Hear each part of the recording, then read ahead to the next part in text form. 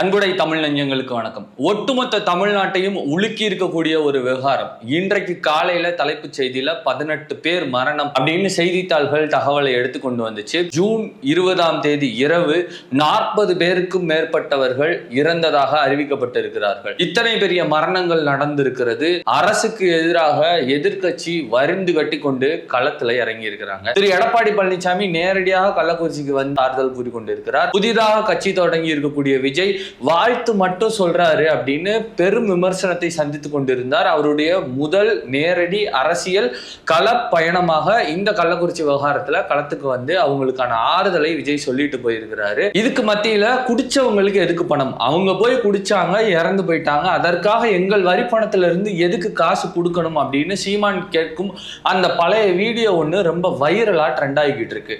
உண்மையிலேயே குடிச்சவங்களுக்கான காசை அரசு தான் கொடுக்கணுமா? அது அவசியமா அவசியமற்றதா அப்படிங்கிற கேள்வியும் மக்கள் மனதில் எழுந்திருக்கு. அப்ப இது எல்லாத்துக்கும் தீர்வு என்ன? ஒட்டுமொத்த மது ஆலைகளையும் மூடக்கூடிய அந்த பூரண மதுவிலக்கு தான் இதுக்கு தீர்வா அப்படிங்கிற கேள்வியும் முன்வச்சிக்கப்பட்டிருக்கு. அரசுக்கு எதிராக இந்த செயல்பாடுகள் திட்டமிட்டு பரப்பப்படுதா அப்படிங்கிற கேள்வி ரொம்ப முக்கியமா கவனிக்கப்பட வேண்டியதாகவும் இருக்கு. கள்ளக்குறிச்சி கள்ளச்சாராய விவகாரத்தில் நடந்தது என்ன? கள்ளச்சாராய விவகாரங்களில் இனி அடுத்து நடக்க போவது என்ன? வாங்க தெரிஞ்சுக்கலாம்.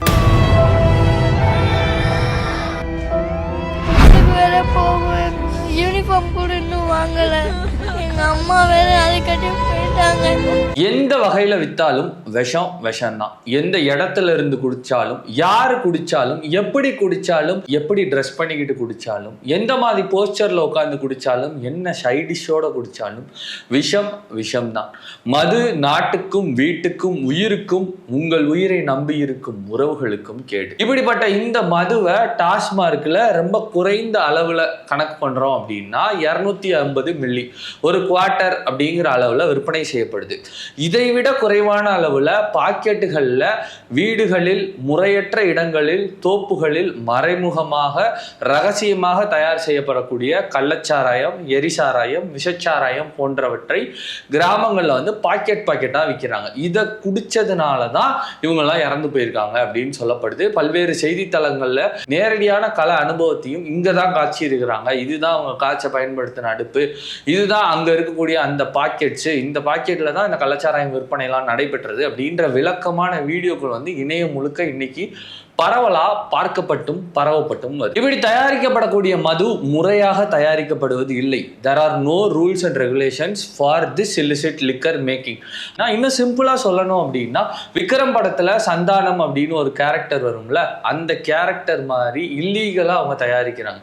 அந்த கூட்டத்துல எத்தனை பேர் படிச்சிருப்பாங்கன்னு தெரியாது, எத்தனை பேருக்கு லிக்விட்ஸோட கான்சென்ட்ரேட்டட் அளவு, ஆசிட்ஸ், கெமிக்கல்ஸை பத்தின பேசிக் நாலேஜ், அதை உருவாக்குவதற்கான அந்த முறைகள், எப்படி உருவாக்கினா மக்களுக்கு அது பாதிப்பை ஏற்படுத்தாது போன்ற எந்த விதமான அடிப்படை அறிவும் இருக்க துளி கூட வாய்ப்பு கிடையாது. அதனால இப்படி தயாரிக்கப்படக்கூடிய மது நேரடியாக விஷத்தை உட்கொள்வதற்கு சமம். அப்படிப்பட்ட விஷச்சாராயத்தை பருகிதான் இன்னைக்கு 40க்கும் மேற்பட்ட உயிர்கள் பறிபோயிருக்கு. இதற்கு யார் காரணம் அப்படிங்கிற கேள்வி வருது. அதற்கு எதிர்க்கட்சிகள் அரசாங்கத்தோட மெத்தனம் காரணம்னு சொல்றாங்க, ஆனா அரசு மெத்தனால் காரணம்னு சொல்றாங்க. வருஷம் இதே மாதிரி விழுப்புரம் செங்கல்பட்டுல கள்ளச்சாராயம் குடித்து இறந்து போயிருந்தாங்க அப்படிங்கிற தகவல் தமிழ்நாட்டை உலுக்குச்சு. அதற்கு பிறமாக நடந்த அதிரடி சோதனைகள்லையும் அதிரடி வேட்டைகள்லையும் பல்வேறு இடங்கள்ல இருந்து கள்ளச்சாராயங்கள் பறிமுதல் செய்யப்பட்டு முற்றிலுமாக அழித்து ஒழிக்கப்பட்டதை தாண்டி இந்த வருடம் மீண்டும் இப்படி ஒரு விவகாரம் பூதாகரமாக வெடித்திருக்கிறது. இந்த கள்ளக்குறிச்சியில இன்னைக்கு ஒரே நாள்ல ஒரே இடத்துல 21 பேரின் உடல்கள் தகனம் செய்யப்பட்டிருக்கு.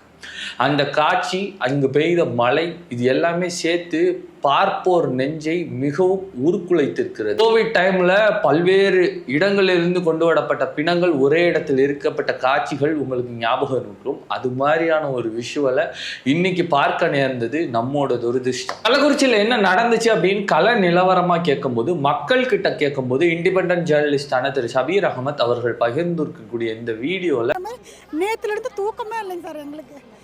எதனால இது ஏன் இப்படி இவ்வளோ நாள் குடிச்சாங்க, போனாங்க, வந்தாங்க, இது எல்லாமே பொதுமக்கள் பார்த்துக்கிட்டு தான் இருந்தாங்க. பயந்தனால இருந்தாங்க. ஆனால் இதுக்கு எல்லாமே இங்கேயும் வந்து உடந்த இருக்காங்க சார். அது எங்களுக்கு வந்து தெரியல.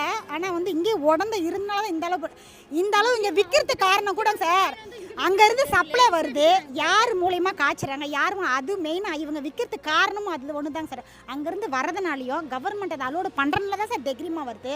இவங்க தனிப்பட்ட முறையில் காய்ச்சி விற்கல, அங்கேருந்து வருது. எங்கேருந்து வருதுன்னு தெரியும், மலையிலேருந்து வருது, அங்கேருந்து வருதுன்றாங்க. ஆனால் அங்கேருந்து வரதுனால தான் இன்றைக்கி இத்தனை உயிரிழப்புக்கு பாதிப்பு அதனால தான் காரணம். குடும்பத்தில் உங்களுடைய அத்தை? ஆமாம், அத்தை. எங்கள் தாய் மாமனோட ஒய்ஃபு. அவங்களுக்கு 50 வயசுக்கு மேலே ஆகுது, அவங்க இறந்துட்டாங்க. ஹஸ்பண்ட் கூட திமுக இதெல்லாம் மோதிரம் முழுக்க பக்கா திமுக. நாங்கள் முழுக்க அண்ணா திமுக. நாங்கள் ஆப்போசிட் தான். எங்கள் அம்மா ஜெயலலிதா அம்மா இருந்த வரலும் நாங்கள் அவங்களுக்கு தான், எங்கள் பூர்வீகம் எல்லாமே எங்கள் அம்மாவை தான் நம்பியிருந்தோம். அவங்க இறந்ததுக்கு அப்புறம் இவர் ஸ்டாலின் ஐயாவை தான் நாங்கள் ஜெயிக்க வச்சோம். ஆனால் இவருடைய ஆட்சியிலும் இப்படி நடக்குதுன்னா எங்களால் நம்ப முடியாது. அவரோட பேரை அவர் பண்ணாரா என்னன்னு தெரியாது, அவருடைய பேரை யூஸ் பண்ணி தான் கீழே இருக்கிறவங்க பண்ணுறாங்க. அது எங்களுக்கு வந்து போலீஸ்க்கு போய் நாங்கள் சொல்லியும் அவங்க ஏன் ஸ்டெப் எடுக்கல? அப்போ இதில் யார் காரணம்? முழுக்க போலீஸ் மட்டும்தான் இதில் காரணம்.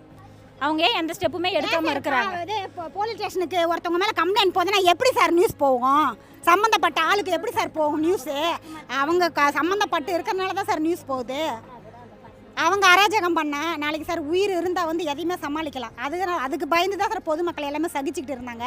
இன்றைக்கி இத்தனை உயிர் குடிச்சிருக்குன்னா அதுக்கு காரணம் முழுக்க கவர்மெண்டோடைய அசால்ட்டு தானே தான் சார் இந்த அளவு காரணமானது. புகார் கொடுக்கப்பட்ட 10 நாளில் நடவடிக்கை எடுக்கப்படுது. அதற்கு பிறகான நடவடிக்கைகள் வந்து திருப்பி பழைய மாதிரியே ஆரம்பிச்சிருது. பழைய ரொட்டீன்லேயே அவங்க சப்ளை செயினை ஸ்டார்ட் பண்ணிடுறாங்க. சின்ன பசங்கள்லாம் முன்னாடி கள்ளச்சாராய பாக்கெட்டுகளை விற்பனை செய்து கொண்டிருந்தார்கள். இன்று அதிலிருந்து ஒருபடி மேலே போய் போதை வஸ்துக்கள், கஞ்சா போன்றவற்றையும் விற்பனை செய்கிறாங்கன்ற குற்றச்சாட்டு மக்கள் முன்வைத்திருப்பதாக நியூஸ் மினிட்டிலிருந்து தகவல்கள் வந்திருக்கின்றன. இந்த விவகாரத்தில் அரசு என்ன நடவடிக்கை எடுத்திருக்காங்க அப்படின்னா, தகவல் தெரிஞ்ச உடனே சம்பந்தப்பட்ட அந்த இடத்திற்கு நேரடியாக அமைச்சர்கள் வந்து மா சுப்பிரமணியன், ஏவாவேலு நேரடியாக போயிருக்காங்க. பாதிக்கப்பட்டவங்களை நேராக பார்த்துருக்குறாங்க.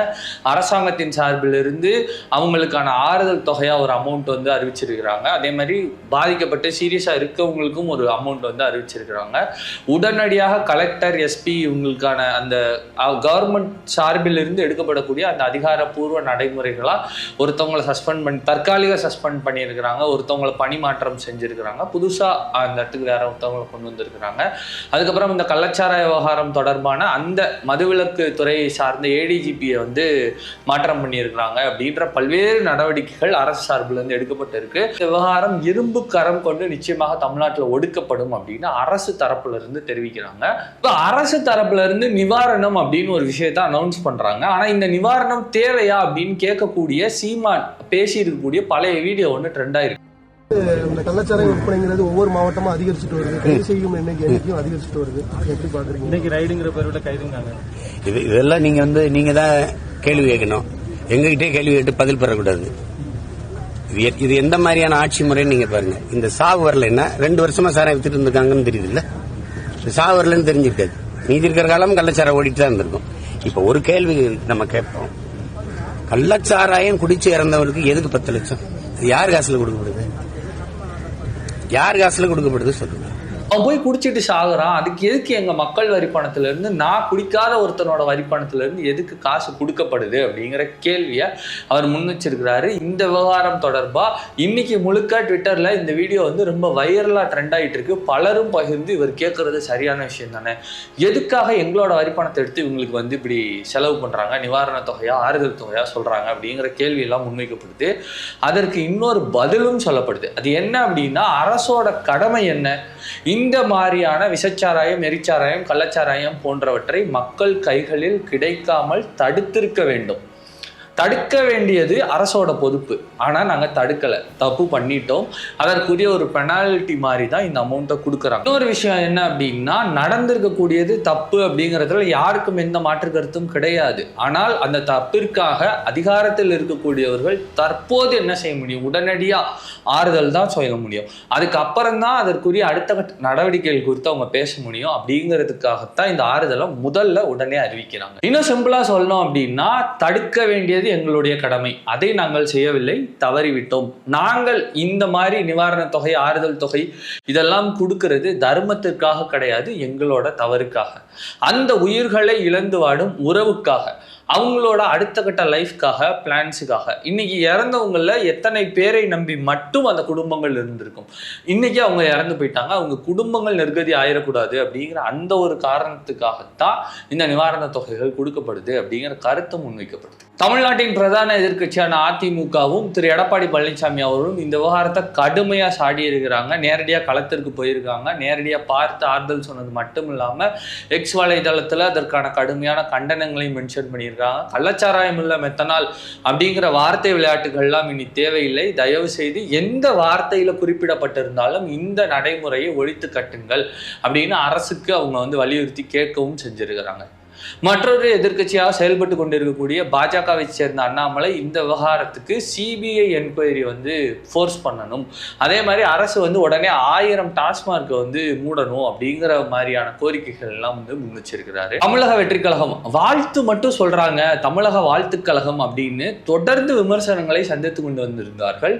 இந்த விவகாரத்துல நேரடியாக களத்துக்கு வந்திருக்காங்க. தலைவர் பெயர் கொண்ட தலைவர் அவர்களே அப்படிங்கிற அந்த தலைவர் அடைமொழி இடைமொழி எல்லாம் போடாம எக்ஸ் வலைதளத்துல நேரடியா டு த பாயிண்டா ஒரு கருத்தை முன் வச்சிருந்தாங்க. பரவாயில்ல, இப்படி ஒரு கருத்து வந்திருக்குன்னு எல்லாரும் ஆசுவாசப்படுவதற்குள்ளாகவே களத்திற்கே நேரடியாக அதிரடியாக விஜய் போயிருக்கிறாரு. கட்சி ஆரம்பிச்சதுக்கு அப்புறமா முதல்ல அவர் செஞ்ச ஃபீல்டு விசிட் இது அப்படின்னு கூட சொல்லலாம். அப்படி நேரடியாக களத்துக்கு போய் மக்களுக்காக அவர் ஆறுதலை சொல்லியிருக்கிறாரு. எக்ஸ் வலைதளத்துல தமிழக வெற்றி கழகம் சார்பில் பதிவிடப்பட்டு இருக்கக்கூடிய அந்த பதிவுல அரசின் அலட்சியத்தை காட்டுகிறது அப்படின்ற காட்டமான வார்த்தைகளை விஜய் ஆரம்பத்திலே பயன்படுத்தி இருக்கிறாரு. அரசுக்கு எதிராக எங்க அண்ணன் வந்துட்டாரா, எங்க அண்ணன் கண்ணை பாடுறா அப்படின்னு அவர் கண்ணை சூம் பண்ணி வச்ச அந்த ஃப்ரேமுக்கு அவருடைய ரசிகர்கள், அவருடைய தோழர்கள் 1000 ஃபயர் விட்டுருக்காங்க. ஆனா ஒரே ஒரு நிமிஷம், நீங்க ஃபயர் விட வேண்டியது இந்த கண்ணுக்கு கிடையாது, இது சினிமா கிடையாது, இது கொஞ்சம் சீரியஸான பிஸ்னஸ். நீங்கள் இங்கு போற்றி வழிபட வேண்டியது உங்கள் தலைவரை கிடையாது, அவர் வந்த விவகாரத்தை. அந்த விவகாரத்தை போற்றி வழிபடணும் அப்படின்னா நீங்க என்ன செய்யணும் அப்படின்னா, விஜய் ஃபேன்ஸ் பல்வேறு தளங்கள்ல யங்ஸ்டர்ஸாக தான் இருக்காங்க. இந்த கண்ணுக்கு ஃபயர் விடுறதை விட இந்த களத்துக்கு நீங்க ஃபயர் விடலாம். அதாவது இந்த மெத்தனால்லாம் என்ன, கலாச்சாரம் எப்படி தயாரிக்கப்படுகிறது, இதை ஒழிப்பதற்கு என்ன செய்வது அப்படின்ற ஆக்கப்பூர்வமான பேச்சுக்களை நீங்க வளர்த்துக்கிட்டீங்க அப்படின்னா உங்களுடைய தமிழக வெற்றி கழகத்தின் பயணம் கொஞ்சம் இனிமையா இல்லாட்டியும் கொஞ்சம் ஆக்கப்பூர்வமானதாக இருக்கும். இன்னும் தனிநபர் வழிபாடு மாதிரி நீங்க அவங்க அண்ணனோட கண்ணுக்கு மட்டும் ஃபயர் விடுறத கொஞ்சம் குறைச்சிக்கலாம். சம்பவம் ரொம்ப ஃபயரானது, அது குறிச்சும் கொஞ்சம் அதிகமாக தமிழக வெற்றி கழக தோழர்கள் பேசணும் அப்படிங்கிறது கோரிக்கை. இந்த விவகாரத்துல மதுவிலக்கு தான் தீர்வா, ஒட்டுமொத்த மதுக்கடைகளை மூடுவது அப்படிங்கிறதா அந்த மதுவிலக்கு. மதுவிலக்கு தான் இந்த பிரச்சனைகளுக்கு எல்லாம் தீர்வா, ஒட்டுமொத்தமா எல்லாத்தையும் பண்ணணும் அப்படின்னு திரு அண்ணாமலை அவர்களும் சொல்லியிருக்கிறார். ஆனா இது சாத்தியப்படுமா அப்படின்னா இதற்கான பதிலை பெரியாரே சொல்லியிருக்கிறார். ஏன் பெரியார் இந்த இடத்துல ரெஃபர் பண்றோம் அப்படின்னா, காந்தி சொன்னதன் பேரில் கள்ளுக்கடை மறியல் போராட்டத்துக்கு பெரியார் முன்னின்று தலைமை ஏற்கிறார். அவர் தலைமையில் இருக்கக்கூடிய பல்வேறு தென்னை பனை மரங்களை அவரோட சொந்த பனைமரங்கள் தென்னை மரங்களே அவர் வெட்டி சாய்க்கிறாரு. அவர் குடும்பத்தில் இருக்கக்கூடிய பெண்களை அழைத்து கொண்டு அந்த கள்ளுக்கடை மறியல் போராட்டத்தை முன்னின்று நடத்துறாரு. அதே பெரியார் இதே விவகாரத்துல அவருடைய அந்திம காலகட்டத்துல, இறுதி காலகட்டத்துல ஸ்டேட்மெண்ட்டை மாத்துறாரு. மதுவிலக்கு உயிர் சத்துள்ள மதுவை விலக்கிவிட்டு விஷச்சத்துள்ள மதுவை குடிகாரர்களுக்கு தருவது போல் ஆகும் அப்படின்னு சொல்றாரு. இன்னொன்னு, மதுவை அரசே விற்கும் பட்சத்திலோ, மதுவை பொதுவாக விற்பனைக்கு அலோவ் பண்ணும் பட்சத்திலோ மதுவை தேடி மனிதர்கள் செல்வார்கள். இதை நீங்க தடை பண்ணிட்டீங்கன்னா மது மனிதர்களை தேடி வரும், அது இன்னும் ஆபத்தானது அப்படின்னு சொல்லியிருப்பாரு. இன்னொரு ஸ்ட்ராங்கான ஸ்டேட்மெண்ட்ஸ் பலவும் அவருடைய விடுதலை நாளிதழில் வெளியாக இருந்துச்சு. இன்னொரு முக்கியமான ஸ்டேட்மெண்ட் என்ன அப்படின்னா, மது தடைப்படுத்தப்பட்ட நாடு அடிமை நாடே ஆகும் அப்படின்னும் திரு பெரியார் சொல்லியிருந்தார். இன்னும் சிம்பிளா சொல்லணும், திரு கமலஹாசன் அவர்களுடைய பரப்புரை காலகட்டத்தில் எடுக்கப்பட்டது. அப்போ அவர்கிட்ட ஒரு கேள்வி முன்வைக்கப்பட்டிருக்கும், மது விலக்கு நீங்க கையெழுத்து போடுவீங்களா அப்படின்னு கேட்டிருப்பாங்க. அதுக்கு திரு கமலஹாசன் அவர்கள் ஒரு பதில் சொல்லியிருக்காரு. அந்த பதிலை நீங்க முதல்ல பாருங்க. பெயர் முத்துலட்சுமி, படிப்பு 12வது படிப்பு, மதுரையிலிருந்து, மதுரை 16. ஐயா, நீங்கள் ஆட்சிக்கு வந்தால் முதலில் மதுவை முழுவதுமாக ஒழிக்க முடியுமா? அப்படி ஒழித்தால் அதை எதிர்பார்க்கும் முதல் உறுதியாக நான் இருப்பேன். மதுவை ஒழிக்க முடியுமா? நேர்மையும் உண்மையும் எங்களுடைய லட்சியங்கள், கொள்கைகள் என்பதனால் பொய் சொல்ல மாட்டேன். கேட்டுக்கொள்ளுங்கள், தெளிவாக கேட்டுக்கொள்ளுங்கள். விவசாயம் தோன்றும் பொழுதே மதுவும் தோன்றிவிட்டது என்பதுதான் உலக சரித்திரம். அதை மாற்றுவேன், இல்லாமல் செய்வேன் என்ற எந்த அரசும் வெற்றி பெற்றது இல்லை. நான் சொல்ல வருவது, எல்லோரும் குடியுங்கள் என்று IAS ஆபீசர்களை வைத்து அந்த மது வியாபாரம் அரசு செய்யக்கூடாது. எல்லா நான் எசென்ஷியல் வியாபாரங்கள் என்று சொல்வார்கள். எசென்ஷியல் சர்வீஸ் என்பது போக்குவரத்து, கல்வி, ஆரோக்கியம், மருத்துவம், இவையெல்லாம் எசென்ஷியல் சர்வீஸ், தேவையான மிக மிக சமுதாயத்திற்கு அவசியமான விஷயங்கள். அவைகள் போல் மதுவும் ஆகிவிடக்கூடாது. மது ஒரு வியாபாரம், அவ்வளவுதான். அதை செய்வதற்கு அரசு முனையக்கூடாது என்பதுதான். நாங்கள் வந்தால் அரசு அந்த வேலையை பார்க்காது. அரசு கல்வியை பார்க்கும், ஆரோக்கியத்தை பார்க்கும், வேலை வாய்ப்புகளை பார்க்கும். இந்த கடைகளை எல்லாம் இழுத்து மூடிவிட்டு தனியார் வியாபாரம் செய்து கொள்ளுங்கள் என்று விட்டுவிடும். ஏனென்றால் மதுவை ஒழிப்பதாக நாம் கள்ளச்சாராயத்துக்கு விதை போட்டு விடக்கூடாது. அது நடக்கும் என்பது பழைய சரித்திரம், அனைவருக்கும் தெரிந்த சரித்திரம். ஜெயிச்சா பார்ட்டி, தோத்தா பார்ட்டி, பிறந்தா பார்ட்டி, இறந்தா பார்ட்டி, கல்யாணம், காதுகுத்து, திருமணம், திருவிழா அப்படின்னு எல்லா இடத்துலையும் இந்த மது நீக்கமர நிறைந்திருக்கு. அப்படிப்பட்ட இந்த மதுவை திடீர்னு உடனே ஸ்டாப் பண்ணுறோம் அப்படின்னு எடுக்கும்போது பல்வேறு இடங்கள்ல இருந்து அதற்கான எதிர்வினை பல்வேறு மாதிரி வரும்.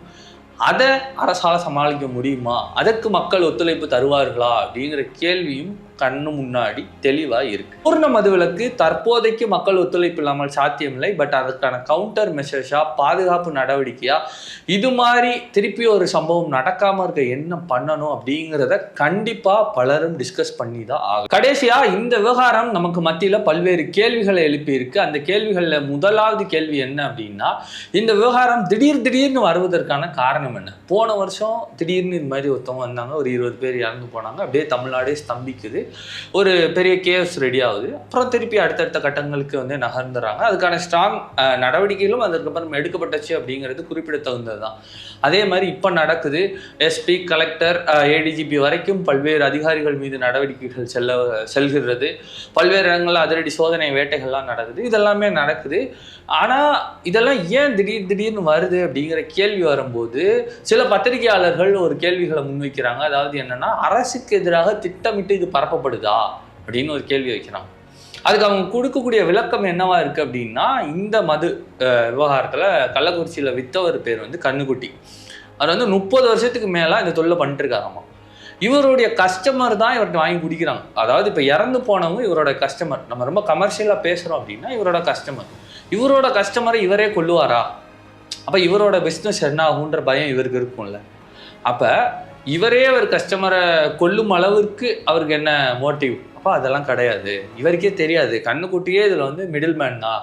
கண்ணுக்குட்டிக்கு பின்னாடி ஒரு இது இருக்குது. எங்கேருந்து வருதோ அங்கே வந்து இந்த மாதிரி செட்டப் பண்ணி அவங்க சாகணும் அப்படிங்கிற டோன்லேயே வந்து ஆடடாக, கான்சன்ட்ரேட்டராக அது வந்து தயார் பண்ணிட்டு இருக்கிறாங்க. அரசுக்கு எதிராக இது வந்து ஒரு விஷயத்தை ஃப்ரேம் பண்ண பார்க்குறாங்க அப்படிங்கிற குற்றச்சாட்டை சில பத்திரிகையாளர்கள் வந்து ஓப்பனாகவே முன்வைக்கிறாங்க. பல்வேறு பேட்டிகள் வந்து யூடியூப் காணொலிகளில் கிடைக்குது. அதையும் வந்து நீங்கள் வேணும்னா வந்து கிராஸ் செக் பண்ணிக்கோங்க. இந்த விவகாரம் குறித்தான உங்களுடைய கருத்துக்கள் என்னென்ன? திரு விஜய் அவர்கள் இந்த விவகாரத்தில் நடந்து கொண்டது எப்படி? விஜய் ரசிகர்கள் இதை முன்னெடுத்து செல்லும் அந்த முறை சரியானதா? அதிமுகவும் பாஜகவும் இந்த விவகாரத்தை கையாண்டு கொண்டிருக்கும் அணுகுமுறையும், அதே நேரத்தில் ஆளுங்கட்சியான திமுக இந்த விவகாரத்தின் மீது காட்டும் அதிரடி நடவடிக்கைகளையும் நீங்கள் எப்படி பார்க்குறீங்க அப்படிங்கிறத மறக்காம கமெண்ட்ல சொல்லுங்க. நன்றி.